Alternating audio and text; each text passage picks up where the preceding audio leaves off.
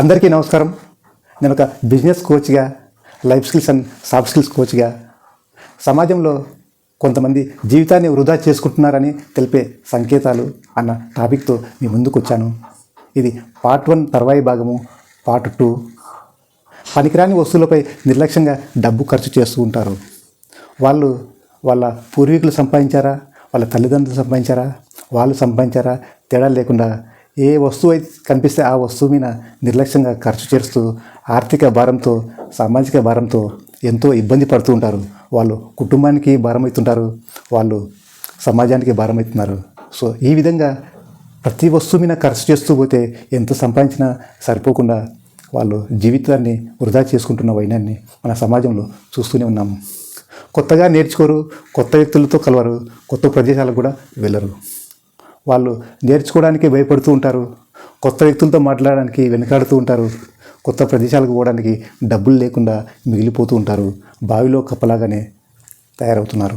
So అట్లాంటి పరిస్థితిలో జీవితం వృధా అయిపోతుంది, చిన్న భిన్నం అయిపోతున్న వైనాన్ని మనం చూస్తున్నాం.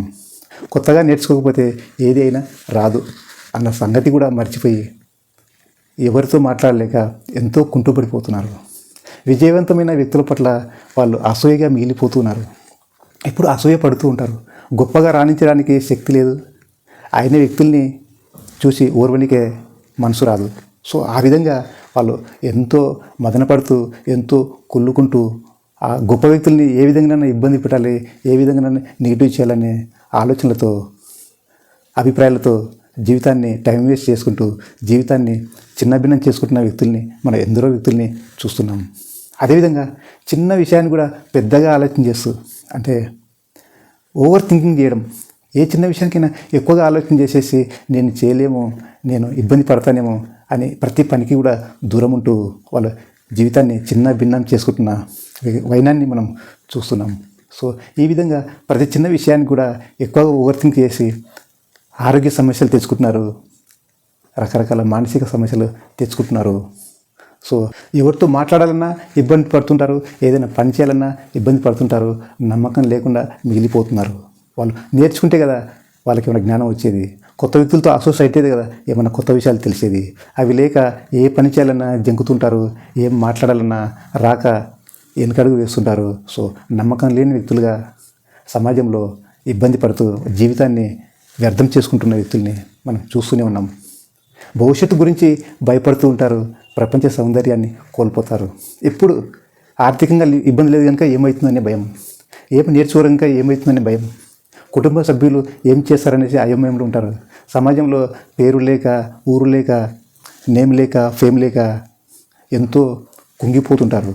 సో భవిష్యత్తు గురించి రకరకాలుగా ఓవర్ థింకింగ్ చేస్తూ, రకరకాల నెగిటివ్ చేస్తూ వాళ్ళంతలకు వాళ్ళని డిమినిష్ చేసుకుంటూ సమాజంలో భారంగా మారిపోతున్న వైనాన్ని మనం ఎంతోమందిని చూస్తున్నాం. అదేవిధంగా వాళ్ళపై దృష్టి పెట్టకుండా వేరే వాళ్ళపై గ్యాసిప్స్ చేసుకుంటూ టైంపాస్ ముచ్చట్లు పెట్టుకుంటూ ఉంటారు. వాళ్ళ వృద్ధి కొరకు నేర్చుకోరు, వాళ్ళ అభివృద్ధి కొరకు ఆలోచన చేయరు. వేరే వాళ్ళ ఆలోచనలని గ్యాసిప్స్లో మాట్లాడుకుంటూ, రకరకాల నెగిటివ్ మాట్లాడుకుంటూ మిగతా వాళ్ళని తక్కువ చేసే ప్రయత్నం చేసే అలవాటుని అలవర్చుకుంటారు. సో ఈ విధంగా చిన్న భిన్నం చేసుకుంటున్న వ్యక్తుల్ని మనం ఎందరో చూస్తున్నాం. మిత్రులారా, పనికిరాని వస్తువులపై నిర్లక్ష్యంగా డబ్బు ఖర్చు చేయకుండా కొత్తగా నేర్చుకుంటూ, మరి కొత్త వ్యక్తులతో కలుస్తూ, కొత్త ప్రదేశాలతో వెళ్తూ, మరి విజయవంతమైన వ్యక్తుల పట్ల జలసి లేకుండా ఇంకా వాళ్ళ దగ్గర ఎంతో నేర్చుకొని అభివృద్ధి బాటలో పోవాలని, చిన్న చిన్న విషయాలకు గొప్పగా ఆలోచన చేయకుండా ఒక స్మార్ట్ వర్క్ చేసుకోవాలని, మాట్లాడడానికి సంసిద్ధంగా ఉండాలని, ఏదైనా పని చేయడానికి ముందుకు రావాలని, నమ్మకంగా ఉంటే ఎంతో అభివృద్ధి చెందుతారని, మరి భవిష్యత్తు గురించి బాధపడే అవసరం లేదు, నేర్చుకుంటే సొసైటీలో అసోసియేట్ అయితే, గురువులని ఆశ్రయిస్తే వాళ్ళు ఎన్నో నేర్పిస్తారు. మనం జీవితం పట్ల పాజిటివ్గా ఉండి భయపడకుండా ఒక హ్యాపీ లైఫ్ని లీడ్ చేసుకోవచ్చు. సో వాళ్ళపై దృష్టి పెట్టి, మరి వేరే వాళ్ళ మీద తక్కువ కేటాయించి వాళ్ళ అభివృద్ధి కొరకు ఆలోచనలు చేసేసి, మరి గొప్ప వ్యక్తులుగా రాణించి సమాజంలో మంచి వ్యక్తులు అనిపించుకొని కుటుంబానికి తోడుగా ఉండి సమాజానికి సహాయపడుతూ మీరు ఎంతో గొప్ప వాళ్ళుగా రాణించాలని కోరుకుంటూ, మరి ఇట్లాంటి స్కిల్ఫుల్ వీడియోస్ కొరకు ఈ క్రింది నెంబర్కి సంప్రదించవచ్చు.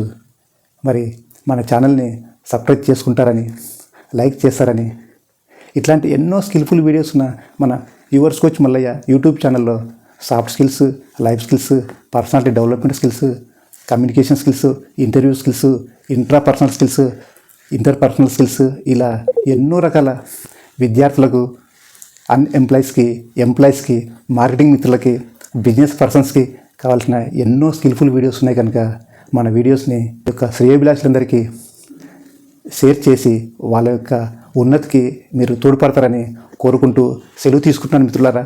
Thank you very much.